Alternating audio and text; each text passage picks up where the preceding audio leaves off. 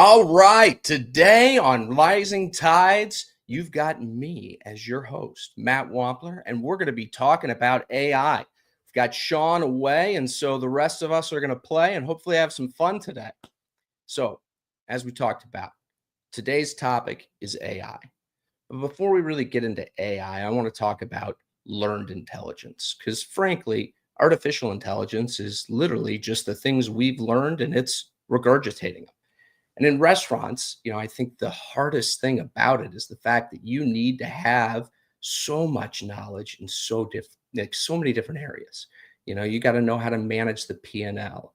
You got to know health codes. You got to be able to inspire your team.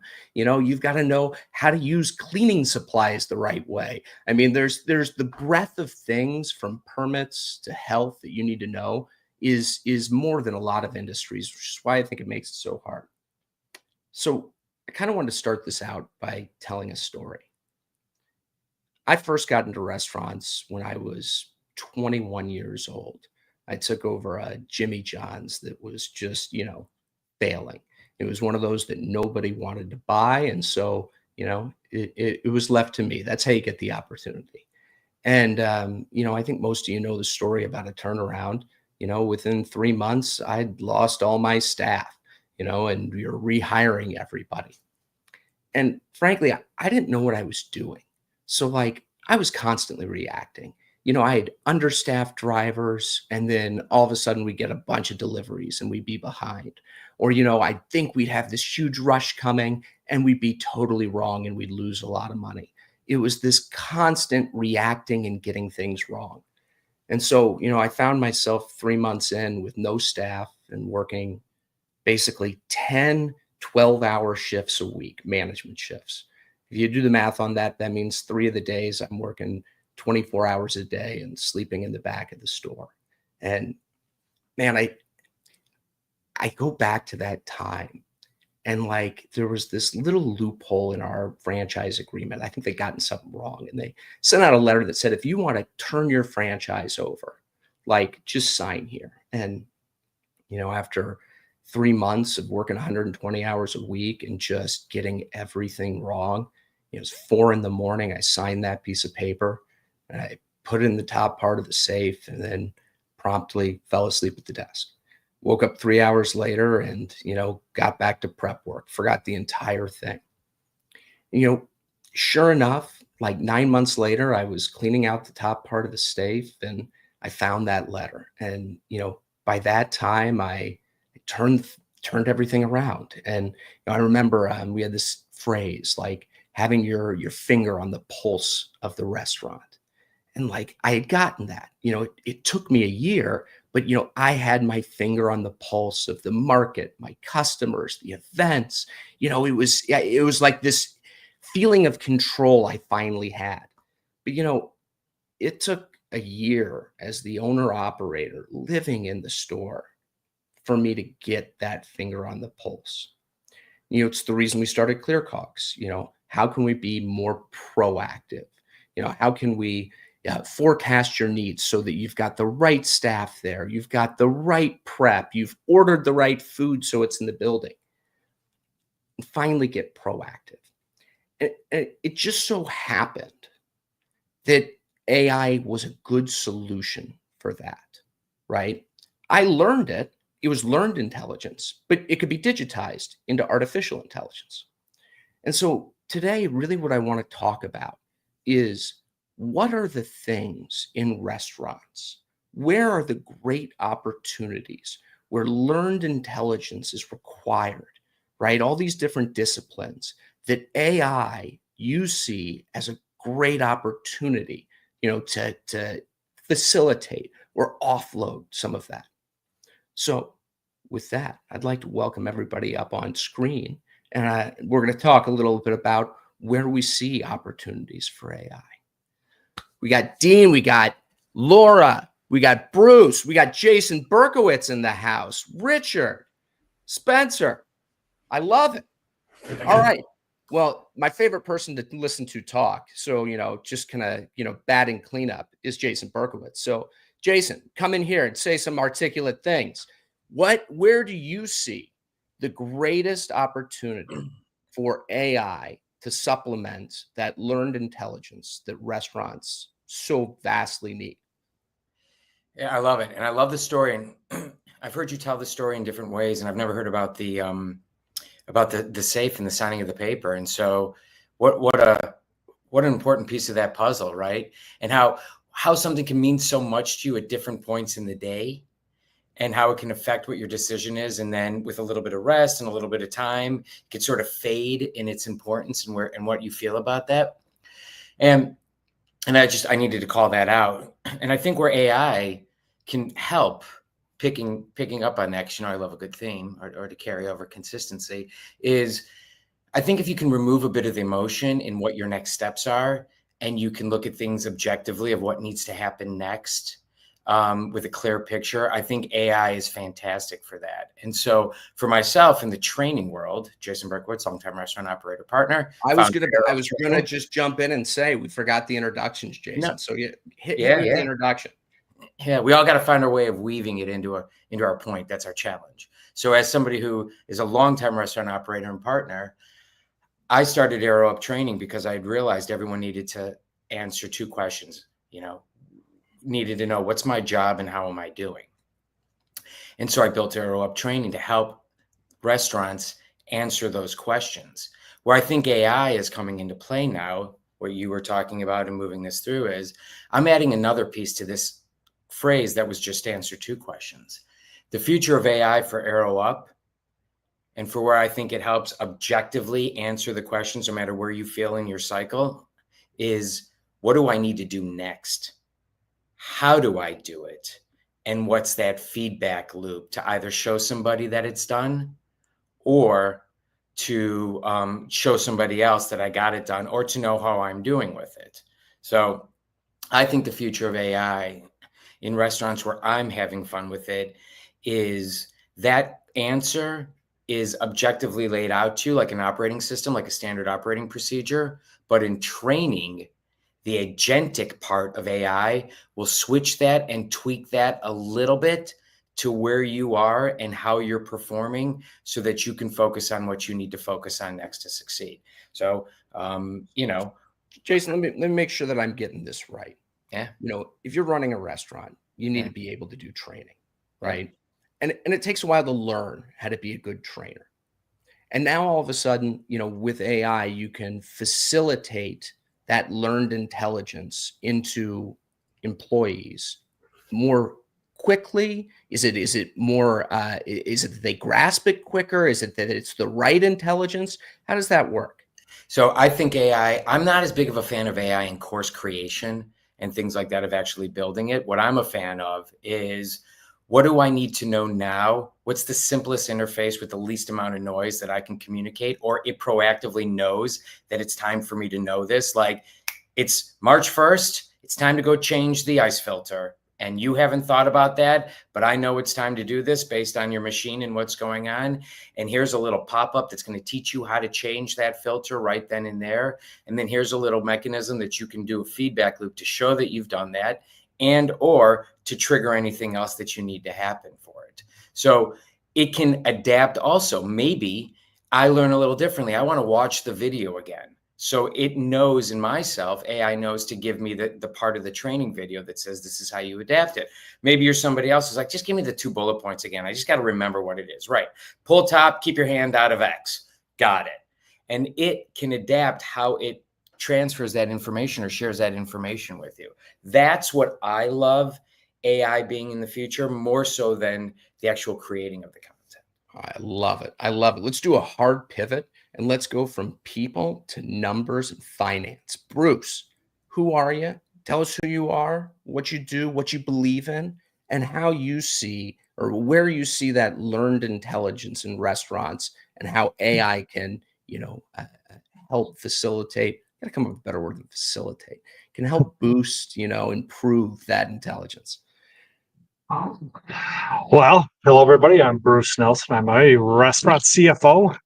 And boy, I tell you, in my world, the AI is, what everybody is talking about. And I'll just throw out a couple of things. I'll certainly pile on what Jason said about using AI for HR and training.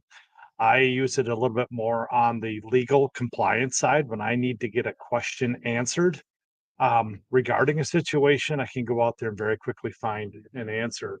I By the also think way, it I, has. I'm right there with you, Bruce. And all I can think is there's got to be a lot of lawyers that are going to start suing AI for some reason just because it's taking their business. It could be. It could be. I think it also has power in marketing. From a CFO's perspective, we have always wanted to see, can I tie in the cost of marketing into actual results? And now with AI, we can very quickly start seeing how an ad campaign that went out via Facebook or however it went out actually related to real dollars in the restaurant, but more than real dollars, we can now find out who came in, what are their buying habits, how often do they eat there. We can now use that information to target our marketing to somebody that maybe hasn't been there in 30 days, etc. A lot of power there. Um, Lastly, I had the opportunity with my POS company to test AI with labor scheduling. They gave me an intern to play with. I should different term. They gave me an intern to help me build a model where we dumped in 3 months worth of labor data from one restaurant, and then I just sat and asked it questions. And my first question was, I think we were running a 33% or 32% raw labor cost. I said, what would it take to cut 1% out of the schedule? And the model came back and it literally said how many hours per day I needed to cut to achieve that 1%. And then I got a little bit more granular. I said, okay, if I want it to be equitable, who should I cut? And it went in based on the schedule and said, you're going to take, you know, 50 minutes from Joe in the kitchen, and you're going to take so many out, from, someone in front of the house to get to that number. And then I said, okay, now can you create a schedule for me based on my new parameter of 31% using the data? And it did it. And not only did it do it, it also came back and said, I plugged in Susie and John on Saturday night because their metrics show that they can handle more business than someone you just hired. This was all with just me playing for, a couple of hours with a model that was built for me. So from a financial point of view and from a operating point of view, when we unleash this thing, can you imagine what it's going to do for scheduling in our restaurants? Matt, I'm going to jump in real quick and then I'm going to speak quickly. Bruce, what I loved what you said and what the component becomes the argument of where AI fits into our lives.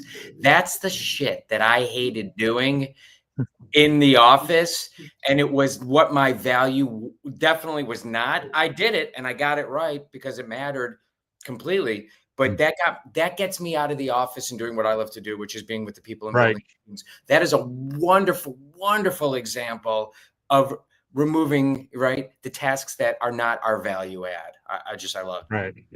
No, I mean the greatest thing from operations is what this thing can do to get our managers out of the office and onto the floor, looking our customers in the eye, is huge. And that's as an operator or CFO, I can hardly wait till we get there. Bruce, it's really interesting you say that because I was at an event in London where they had the MD of Xerox speaking. And they said there's a little bit of a challenge because the CFOs, they're going to look at AI and go, right, we can move 20% of our workforce and save a load of money. But the really smart CFOs will go, actually, we can be even more productive and we can grow as a team. And I think that's where it's really exciting for AI is actually, if you think about it, how can you use it to be more productive and how can you use it to be better? And I think the really great CFOs will embrace that rather than looking at it a way of cutting cost. Absolutely. Just think of having AI help your chefs create a production list based on yesterday's sales. That's another hour your chef can be in the kitchen directing, leading, and looking at the food coming out versus sitting in an office poring over reports.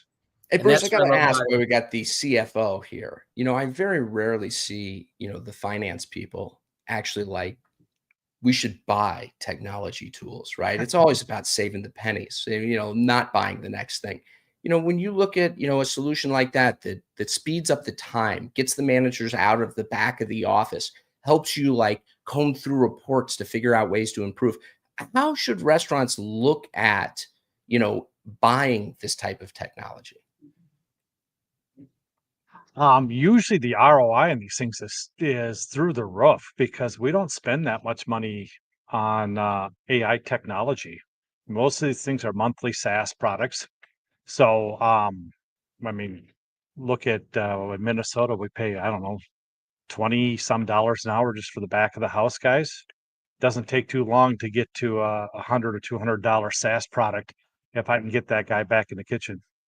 I love it, Bruce. All right, kicking it over to Vincenzo. Who are you? What do you believe? And where do you believe that AI can improve the lives and operations of restaurants? I think we got you on mute. We've got technical difficulties at the moment. So we're going to kick it back over to Richard Liverman. Richard, don't be boring. Don't be boring. It's a good motto for life, that. I love it. Who are you? What do you believe? And how do you see AI improving restaurants? Hi, I'm Richard. I run a business called Richard Solutions in the UK, as you can probably tell by my accent. I run a business that's all about making people slightly more amazing, whether that's consultancy, mentoring, coaching. And I think what's really interesting when you think about AI, I think there's almost a way that how can you use AI to make your business slightly more amazing? And I think it's one of those ones where I talk to lots of small businesses, and I think there's something fascinating about small businesses, and loads of them are going, "I can use AI to do your social media." And I'm like, don't be boring. You can use AI for so much more. And I think there's that little bit where when we start thinking about, okay, what are the processes it can help with? And I thought Bruce's and Jason's insights were really interesting. I think there's a little bit with AI, which is how can you use it in a much bigger way? And both from a strategic perspective, i.e., what's the direction of the company and like the strategy conversations you might have with it, down to the operational level. I think what's going to be really, really interesting. And again, I was on a course about AI earlier this year, and it was really, really interesting. There was somebody on the course saying, I don't like AI because I think it's going to take lots of jobs, and I think it's wrong. Two thoughts came to my mind. One, why you want a course about AI if that's what you believe? And second of all, I'm sure people from BlackBerry said that when the iPhone came out. And I think there's this little bit where you really, really need to embrace this, but think about it in a much bigger way than just doing a post on social media. Well, dive into that. When you think about it in a bigger way, what's that mean to you? I think a bigger way is like, how can you use it to look at your strategy? Is your strategy working as a business? But then down to the micro detail of the operations. And I thought, Jason's thing about, okay, 6 months have gone by, here's how to change the ice filter. And I think as a business and as an operator, you're constantly having to think. You're having to think about all of these little things that, whether it be the ice filter or whether it be how do you get customers into the store. And there's all of this bit where I talk constantly about what's the scaffolding for your business. Scaffolding can be people, the right resources, but AI as a way of scaffolding your business. And scaffolding allows people to grow, allows businesses to grow. How can you use AI not just to write your social media posts, but scaffolding for your thinking, for your operations? And for me, that's how you think about it in a bigger way. Yeah, I think that's amazing. I'd also add in there, it's not always the best, at least today, coming up with the ideas, but it's great on expanding those ideas. Yeah. If you've got an idea for systemizing, how do I clean the ice maker?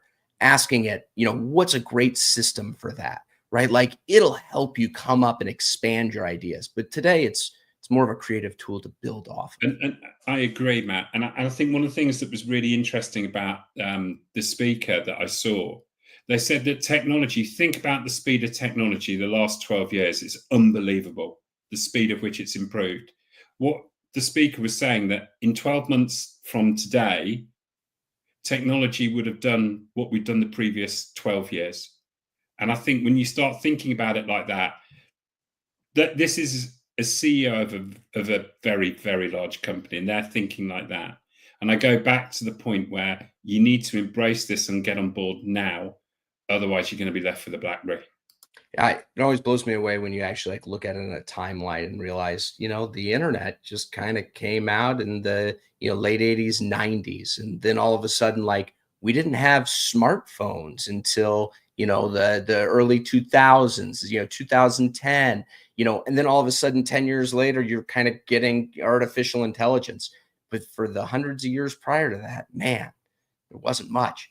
Let's give Vince another try. Vin, Mike working?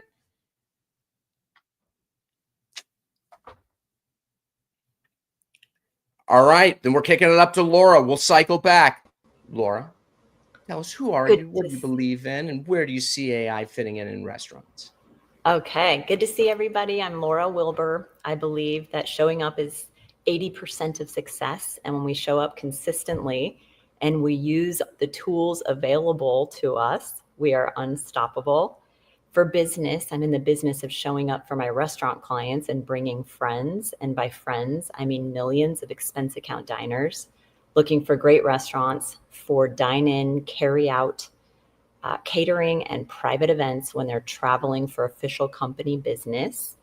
And I'm director of strategic partnerships at DeNova Corporate Dining, where we get restaurants into company policy for expense account diners. And Laura, we appreciate you showing up for Rising Tides today. Thank you. I appreciate all of you for showing up too. And I just came from the Prosper Forum conference in Amelia Island, Florida last week. You can imagine AI was a really hot topic. The attendees are a lot of CEOs of major restaurant groups. Scott Boatwright from Chipotle, CEO there, spoke, as did the CEO of Chili's, of Shake Shack, former CEO of Taco Bell. So some really bright folks in the room. And there were 2 or 3 talks from AI experts. And one of them said, obviously the ability to eliminate tedious tasks at restaurants is one of the best use cases today. Things like posting job descriptions and all the things that are really repetitive that I'm sure each of you in restaurants are already doing. The advice was to ask ChatGPT or whatever your AI tool of choice is, what are the use cases for AI in my restaurant today? And it will come up with a long list like Matt said. Say that again for everybody, because I think that was a powerful statement. Yes, ask ChatGPT, what are the use cases for AI? And you can use this in my life, in my work, in parenting, in financial investments, whatever. It'll give you a list of all of the use cases. So we don't have to reinvent the wheel here. One of the futurists, AI experts, was really just talking about intelligence and the combined tools now available to help us up-level our intelligence. And he identified intelligence in 4 components. So knowledge, being book smart, reasoning, inference, being street smart, creativity, and ability to self-learn at a fast pace. He used a term called digital centaurs, highly evolved humans using highly evolved tools, and the idea of this hybrid mind. So we already are all, I've read in a book, I'm studying a lot about AI right now. I haven't started this one yet, but it's a book called The Singularity is Nearer by Ray Kurzweil. And it says, when we merge with AI. So the idea is that our minds at some point are going to literally merge with this digital intelligence. And the faster that we can embrace this tool and put it to work for us and free up as much time as we can to gain our expertise, the better. Certainly there are scary things about it. It's new. There's a lot of unknowns. And it's absolutely coming, and it's here, and it's coming really fast. So I applaud everybody for being here and being interested in the conversation about AI. And then the other part of it was the idea, some of the other ideas that came out were using camera technology for inventory, so where you can just kind of scan your shelves with a camera, and the AI tool will help you with your inventory more precisely and faster. And then other technology coming out about cameras in the dining room for full service, where the camera will detect when a guest needs to have their water refilled, or if they're swirling their glass of wine, indicating they may be ready for another glass of wine. Having those prompts come back so that the service staff can anticipate the needs proactively. Laura, So you brought up, just a few thoughts. those are fantastic thoughts. You brought up a couple things Thank that I you. wanted to touch on. So, it's kind of crazy. That all sounds like science fiction. But when you really think about it, like like putting computer chips in people's brains today to solve paralysis. You've got autonomous rockets that are landing themselves on ships, cars driving themselves because of AI. The fact that restaurants just don't have any of this, and it feels like science fiction, is in some ways almost a problem in itself that we're that far behind. But when you talked about, the customer, their drink glass, swirling the wine and notifying somebody, I kind of want to go back to Jason Berkowitz on this. That's almost a training problem. That's almost a people problem. Is that the kind of thing where we should be using technology to make our people better? Or do we want it to be more personable and have people that actually are paying attention and care about their customers? I appreciate Colin, and Laura, I'm going to jump in on this real quickly. To me, I'm careful to not, put the negative Nancy on this, but I don't love that idea. Like I love the cameras in the room. We'll see where it's going. I'm working with an insurance company, right? Because my whole goal is, if you're safer, you should have incentivization through your insurance, where they're using the cameras to look at safe behaviors, and then or unsafe behaviors. They're going to pass through me, and we're going to populate sort of a checklist or a bit of training for safety or things like that, because there's the eye in the sky. Feels a bit Orwellian, so I'm struggling in figuring that out, but it's beneficial and it works. When we go back to the swirling of the glass, I think this goes back to me and using AI in writing. I almost was relying on it too much for a minute, and I felt my synaptic firing decreasing literally in real time, and was like, this is not good, because this is a muscle that I'm not using, I'm not building. So when we get back to this, I would love, what Bruce said, right? Maybe somebody's a better server, or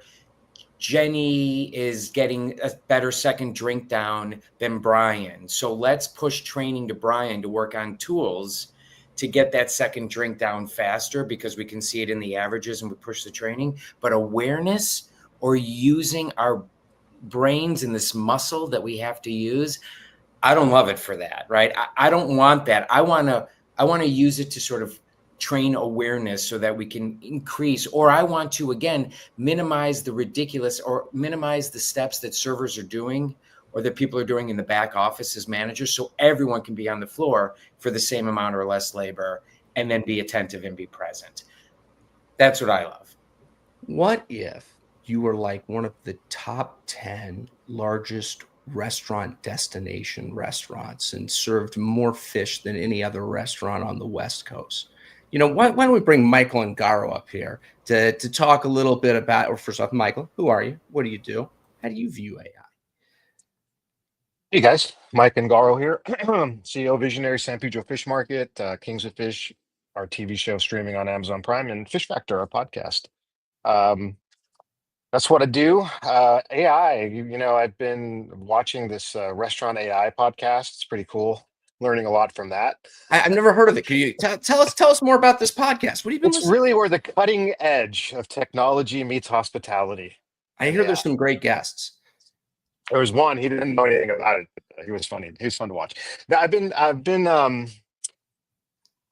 so the way I look at innovation is there's three parts of it, right? The first part is you adopt it, you bring it into your life, you figure out where it fits in, and you just kind of move with it, right? I just keep assessing that I think the whole world, but definitely me, I'm in that adopt stage. Like, where does this fit in? How do we use it?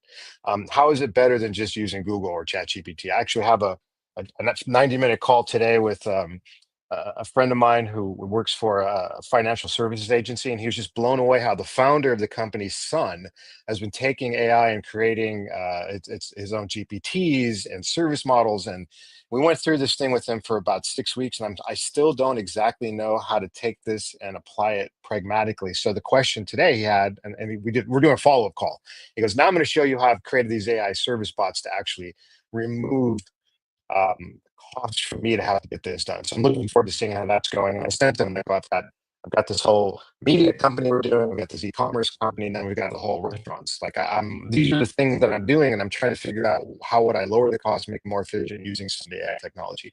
Because I'm still just adopting it and bringing it in. So once you adopt it, then you adapt to it, right? And you change your daily behavior, adapting it into your life, and then you figure out like how do I exploit the hell out of this before somebody else does, and I don't want to be behind on that. So I'm still working through it. We have a lot of tech, that we use. We've got me and you. We've got Toast. We've got Restaurant 365.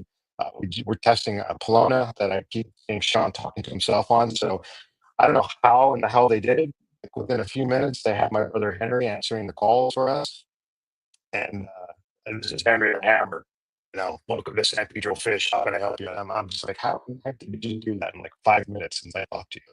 So I'm again adopting it, figuring out how to adapt the whole company to it. Because the other thing I noticed, there's a lot of fear. Like my kids are all in the arts, and anytime I show them any of the technology, they are terrified of it, and they're all in their 20s. I would think they'd be adapting to it and using it, but they're scared it's going to take their livelihood away and the entertainment industry. Because it's such a big topic. So that kind of blows me away a little bit. And what I don't know, because I haven't really checked, is with our 300 employees, how many of them are using it versus scared it's going to replace them, and not seeing it's really a way to augment and create new opportunities for them. So I'm Michael, working through all that. you are on the third, or is it fourth generation of the I'm family? third, and we have the fourth is my kids and my brothers, and like they're coming into the business, some of them, and some of them are not. Do you look at the next generation and you look at AI and say this is going to fundamentally change our business? Or do you look at it and say, like, hey, I want to keep the thing that we do exactly the same and maybe make it a little bit better? No, I think it's a fundamental change. Like I spent about 20 years studying the shift from Industrial Revolution 3 to Industrial Revolution 4, like what that means and how disruptive it's been. And people still don't really understand what computers are and what they do. And I think what we're seeing with AI is Industrial Revolution 5. And it's so radical and it's happening so fast that if you're not in some way utilizing it or hold on, my daughter, bye. Um, how if you're not fundamentally, if you're not paying attention to it, learning it, and figuring out how to adopt, adapt, and exploit it, then it's just, I think businesses are just going to vanish. I don't see how you survive a lot of this. Michael, we got some audio issues with you. Thank you for being here. Thanks for being part of the community. Oh, Dean no LeBay. worries. Dean, Mean Dean, the selling machine. Who are you? What do you believe? How do you view AI and where it can improve restaurants' lives? Maybe Dean? Going once, going twice. No. Vin? Oh, there we go. Dean, you there?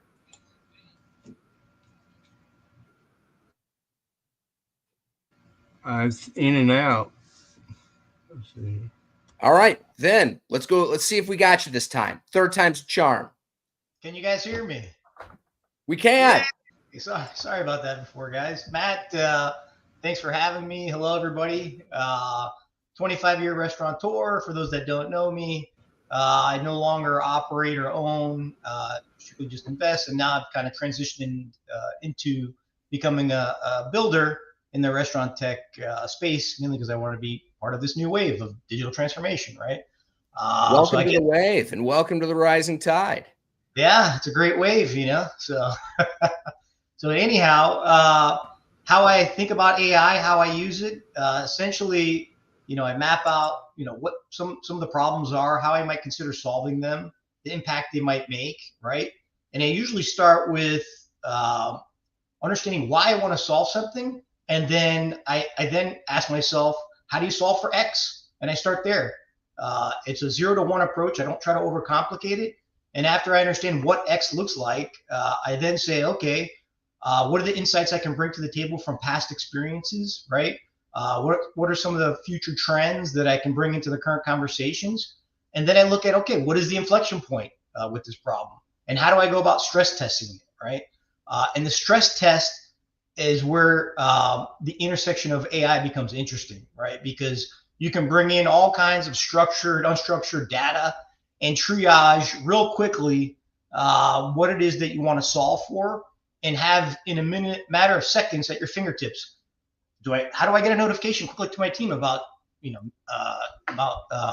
changing the filter on the ice machine, right? Or how do I know my management is cares about over pours on a wine glass, right? Can I use Ray-Ban Meta glasses to solve for that, right? What else can I use Ray-Ban Meta glasses for, right? Well, Those are the kind of things that I think about. Yeah, you spent 25 years in the industry. You clearly get the AI side of things. I'm curious, where did your mind go, to 10 years ago, when I was running a restaurant, owned a restaurant, like, man, I would have used it here. Where do you see those opportunities? The best thing that I can think of, Matt, for you is how do I shrink the training cycle, right? Shrink it in a way where you're also not losing consistency and quality, quality control, quality assurances, right? I mean, that's the best thing, because labor churn isn't going anywhere. So how do you bridge the gap so that the next set of people that are coming in to fill those roles that have that have churned, how do you get them to where they need to be so that consistency is not compromised, right? And I think that's where you step in and play a big part. And I'm hoping that your system could eventually truncate that life cycle, right? It does feel like we used to have operations binders, right? Just pages and pages of what to do. And like, no one wanted to read through it. And it was horrible. But we always wanted to have that big central warehouse of knowledge. And AI is just like that learned intelligence in this giant binder. All of a sudden, there's a digital way to just interact with it, get that learned intelligence that much quicker and that much better. It's exactly that. Yeah. So, so if we can essentially leverage AI in a way that doesn't complicate operations or training or consistency, that'd be great, because nobody wants to complicate their tech stack and how they might introduce that to people that sometimes don't even want to use it. So thank you for being here, and thank you for being part of the community. Absolutely. Speaking of the back of the house, Spencer, who are you? What do you believe? And where do you believe AI offers help, future support for restaurants? Thank you, Matt. Great job today, by the way. Doing well. I got the community that's helping. His transitions are on point. They're incredible. He's been in TV his whole life. Spencer Michael, backofhouse.io. We help find the right tech solution for your restaurant. So if we say don't go do a Google search or maybe ask AI, call us and we can point you in the right direction. So we've done a lot of, or we're always trying to work a lot more with AI because it is such a hot button issue. And I think that it's important to point out that, the Moore's law was that computing power will increase, or will double in size every 2 years, was just based on the construction of transistors that went into microchips, and that Moore said, no, this is every 2 years going to get better. Well, that calculation has changed with AI to it's going to double every 3.5 months is the new calculation. And so meaning we're on the eve of the NFL season. So Richard, by the time the Cleveland Browns are eliminated from the playoff race, we will have doubled computing power in AI, or that's possibly before that. Exactly. And which is incredible to think about. We are on an absolute steamroll right now, moving forward, that we are just trying to pick up the pieces on, and where is this going to land? Where are we going to be at next year if it's going to double in size that much and the computing power is going to be that incredible?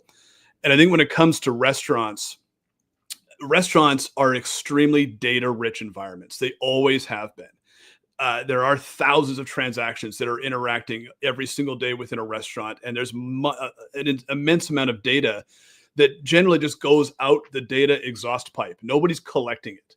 Nobody's gathering it. And even if you are able to collect it as a restaurant owner previously, what are you going to do with it? You don't have time to decipher all of this information and figure out what it's going to do. And I think that's where AI is going to step in a big way. And something like, the cost of goods sold, which is a great name for a company. If you use that as an acronym, right there it is right there. Yeah. Covering up the COGS, taking in mass amounts of information, your sales, your previous sales, your sales over the past couple of weeks, over the past 6 weeks, a Saturday that's similar to, it's actually going to be more similar based on these factors that a Saturday 4 months ago, because of an event that's happening near you that we can calculate, the weather that's happening right now, and we can calculate how that's going to affect your business, and what you have on your menu, and so on and so forth, and break it down to, here's your action plan for Saturday night based on all of this data coming in and compressing it into, this is what's going to happen. Pretty much we can predict with fair amount of accuracy, this is what's going to happen tonight. It's an incredibly powerful tool to be able to use that. And I think what you need to balance is, we are still in hospitality, however. And if you can, take some of those jobs we discussed, whether it's reading that giant binder, or making sure the filter on the ice machine is replaced, or even monitoring the fact that maybe your cooler's underneath your counter, one of them is broken and it's been that way for about 7 hours and you haven't noticed it because you're too busy. Having all of those things being monitored, if you've got a huge amount of, you've got 200 employees and you got to schedule it, that's an entire shift for a manager doing the schedule for the next week. If you can streamline and eliminate that takes the suck out of the work in a way. You can then get you and your team focused on the hospitality, which the AI can't really do for you at this point. And you're able to now be efficient. You have enough product on hand. You've got well-trained staff. Everything is working in the back because you're employing artificial intelligence to take care of all these mundane tasks. Your entire focus is now on taking care of the guest and making sure that you are putting your best foot forward. And I think that is really using AI as the co-pilot is really the key to all of this. We're still in the restaurant business. We're still serving people. And you can't use AI for all of the answers, and especially when there'll be unintended biases with AI as well. The data says don't serve anybody over 65 because the check average isn't high enough for us to really worry about that. It's like, well, that's completely immoral. We can't do that. But that could be the start. Dean, you don't look a day over that. Come on now. Don't make that gesture. No, I think everything that you're saying is totally correct. And when, Shawn asked me to do this and to talk about AI, you're right. The technology, it's doubling. It's becoming more powerful, quicker than expected. Restaurants are this data-rich environment, but at the end of the day, it still needs to be pointed at solving a problem. And that problem is pretty, it's stagnant, right? It's always been these problems in restaurants. And so, the real question isn't what can AI do at this point? It's where do you need AI? Right? Where are those problem areas? And since you brought up Dean and his age, and you're no longer going to serve him, let's kick it over to Dean LeBay. Dean, Mean Dean, the selling machine. Is that mic working? Tell us who you are, what you believe, and where. Hey, what's going on, guys? It's working now. My name is Dean LeBay. I'm in New Orleans. I work for Cali Barbecue as a consultant. What I believe you can always make more money, but you can't make more time. And that's what AI is all about. AI, if it's not saving you time, it's not doing the job. You go and talk to any independent or any restaurant, GM, leadership, whatever you want to. The one thing they don't have is time. And so whatever you decide you want your AI to do, if it's not saving the guy who's running the restaurant time, it's useless. I believe that if restaurants do not get digital hospitality, get technological hospitality before 2030, they will not be in business. Now, y'all talked about the ice machine. When I was at the NRA show, I talked to Wellbuilt and I talked to Middleby both about their Internet of Things in the back of the kitchen. And they're coming out with technology now that, give you an example, like a fryer. They're monitoring fryers that are coming off the line. They're tuned into them. They're plugged in, so they can tell you when a sensor's fixing to go out 6 months ahead of time. They're getting the data, they're collecting it, and they're putting it together. But that's Spencer had talked about the refrigeration. Now, the refrigeration, a lot of the refrigeration sensors are already made, so it does notify you when a refrigerator or walk-in, when the power goes out or if the temperature drops below a certain temperature. So there's a lot of AI doing that, but I don't know. I'm old. I got to make it simple. And the simple thing is, if it is not saving you time, and if the person that's fixing to use it can't figure it out pretty quick, they're not going to use it. Now, all of us here are kind of in the restaurant business.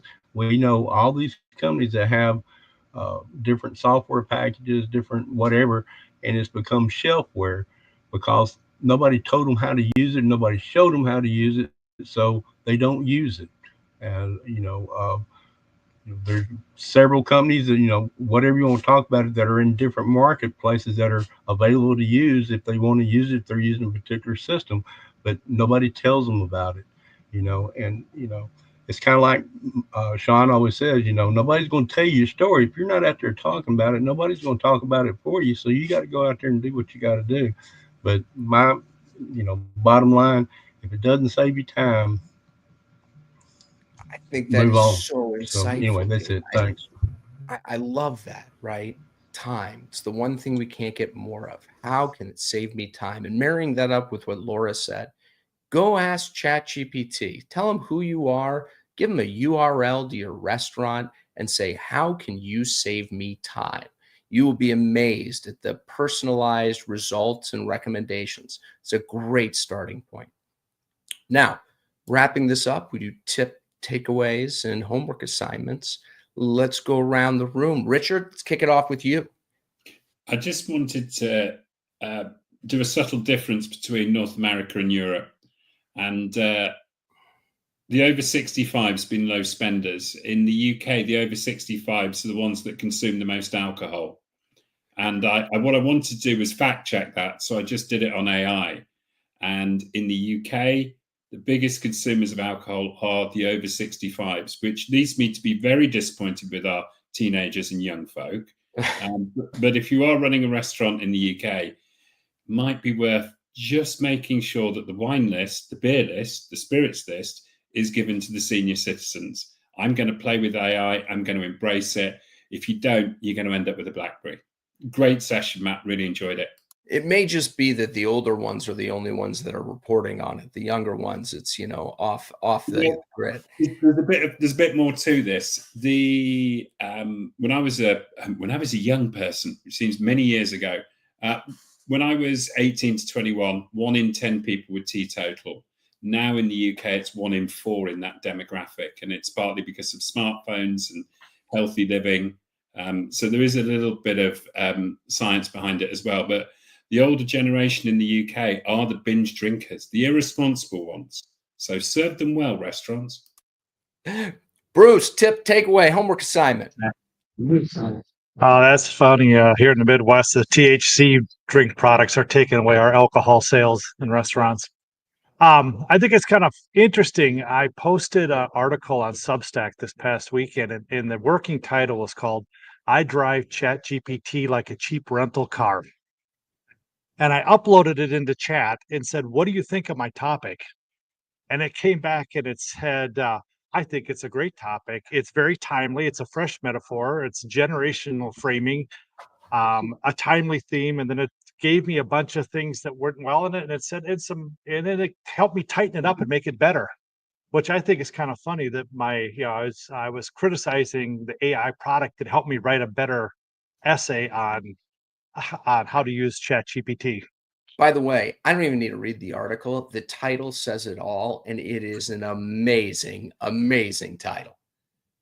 Well, it goes back to that time thing, because that was really where I was focusing on is if we can use this technology to make our life better, and better is to preserve time, then I'm all for it. But how many times have we been stuck just doom scrolling or going down a rabbit hole, even with ChatGPT? So my goal is my takeaway is to try to use the tool to help me get there fast and efficiently, and then, enjoy time outside of it.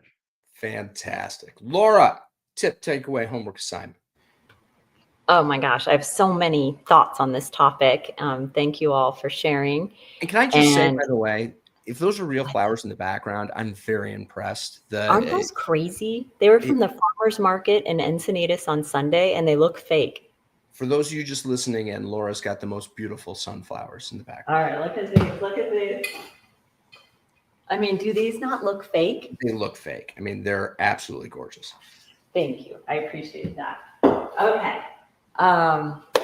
Biggest thought about this is the importance in hospitality of that human to human connection. And I have an example of that for Michael Ungaro, who had to go off due to technical difficulties, but he said he's watching on YouTube. So there's something at this conference I was at last week called the Ted Balistreri Award. And a gentleman from, oh my gosh, I think it was DirecTV won this award. Ted Balistreri is a legendary restaurateur and hotelier in Monterey, California. And I got to meet him after he spoke or after he presented the award. And I told him about Michael's restaurant coming to the Wharf in Monterey. And he said he had not heard about this. He knew the Shake family that Michael had purchased the restaurant from. And I just asked him, please be on the lookout for Michael Ungaro. He's an incredible operator. He's part of my community with the digital hospitality community. And so I'm hoping that, Michael, you are listening and that you will make this connection with Mr. Balistreri. He owns the Sardine Factory. He owns probably 10 hotels in Monterey. And he's just an incredible operator. Thank you, Michael, for listening. And then absolutely echoing what each of you said about the time-saving component of this. What I'm using it for right now is really, I'll just kind of talk to text, something that I'm considering posting on LinkedIn, just kind of, stream of consciousness, and ask ChatGPT, please edit this to make it appropriate for a LinkedIn post in my voice and include hashtags for hospitality. And, usually I have to make very few edits to get it right. So that's hugely time saving. And then just the thought for the operators listening, I'm giving you lots of tips. I've exceeded my tip limit. Hey, but anyway, you're on a roll. Keep it going. The last one is from the CEO of Chipotle, Scott Boatwright. And he said, when you are exploring these technology tools and all of these ideas to save you time, make sure that you're not rolling out more than 3 to 5 initiatives in a year. And because your team only has the bandwidth to get their arms around a set number of, new initiatives. So if it's not in line with what your mission is for the year, just, don't just keep buying tools because you think they're going to save you time. Be very strategic and protect the bandwidth of your people. I love that. And by the way, you look at 3 to 5, I think, was that what it was? 3 to 5, and that's once every 16 weeks, 6 to 16 weeks. I think my math's wrong on that. 8 to 16 weeks, every new initiative. Like that's pretty quick. Yeah, that's a lot. Then, tip, takeaway, homework assignment. Let's go with tip. I guess with the use of AI, simply run a test on something basic that as it relates to a process in your restaurant. Map out the manual approach, right? And then map out what it looks like with the use of AI. And then, for example, I had to fix my espresso machine in my house yesterday, right? Because it kept on tripping my breaker. So I took the lid off of it, and I found out what the problem was. There was a leak in the hose, right? And then the elbow joint for the hose. So basically I told my wife, take a picture of it, throw it in ChatGPT, tell me what the part is, where I could buy it from, and how can we speed up this process with the use of that. I'm saying you can do the same thing over and over again in the restaurant for other things. So that's my tip, right?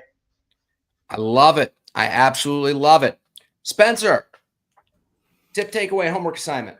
Well, I'm literally going to take away the line about saving you time from Dean LeBay. I'll reference you, Dean. I'll speak highly of you, but I will. Yeah, I'm definitely going to use that when I start to discuss any new technology. Like you can earn. Is it going to make you money or is it going to earn you time? Because there's one more valuable than the other, and so one will eventually lead to another. And I think that's a great takeaway. I think tip for me is to you think about AI as a co-pilot in your restaurant. How can you, if you come across something you're doing on your day to day or your week to week and like, oh my God, I don't want to sit down and do the schedule, or I don't want to do this. How can I use a tool that can create this for me or streamline it and make it faster and easier so that I can get to what is actually going to make me money, is providing hospitality for my guests. So I think there's one thing you can find from that. Use AI as that co-pilot to make it a little bit easier on some of those, take the suck out of some of the work. And then, and how can you take that time to deliver to your guests? How do we all get a restaurant co-pilot? Man, that's what we need. Jason, I did not forget about you. Bringing up the rear, close us out. Jason Berkowitz, tip, takeaway, homework assignment. So I got two quick ones. First is, I think that the words we hadn't used, but it sounds like everyone was talking about how I'm focusing on the iteration of our tech and where we're moving forward as Zero Up is, how do we minimize the noise and maximize the impact? I want to reduce all the noise as possible for somebody's attention and maximize the impact for that. So that it has to go against that barometer for everything that we're investing in. Personally, something that I'm coming as an arc in my journey with AI that I wanted to share as a tip is spend time. Let's take ChatGPT. If you don't like the first answer as you're feeding it and training it, keep going back and forth. I mean, I was doing an email response, probably got up to 20, and I would have quit 2 months ago and be like, whatever, I'm done. You suck, or this, or put it. I'm feeding it. I'm going back with it. I'm spending time with it. I'm redoing it. Don't be afraid to spend time and to really prompt it. Now do it as if Chris Voss was responding to me, who we know from a great negotiator, and playing around with it. So try to really work with your patients, meditate a little if you need to, and really spend time working with the robot. It gets better. We were working on a new dashboard and I needed it to look better. I said, if Steve Jobs and Elon Musk were to have a baby, that's what I'd like this dashboard to look like. By the way, it did a really good job. It likes that kind of stuff. Yeah, Dean, I think I completely forgot you. Would you like to close us out? Tip, takeaway, homework assignment? No, it was a good show. You did a great job, Matt.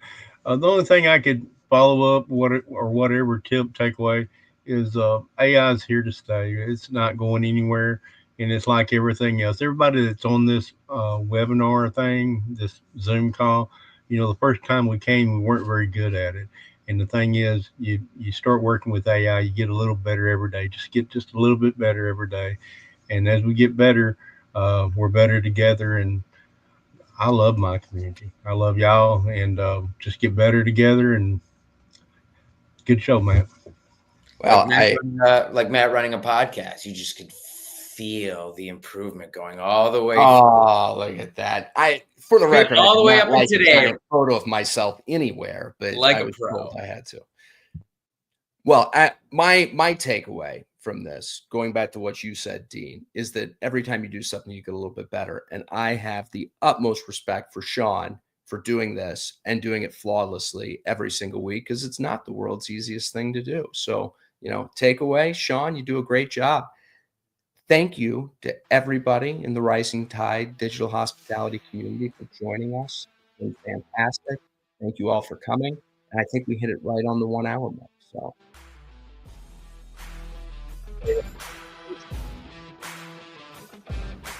Great job.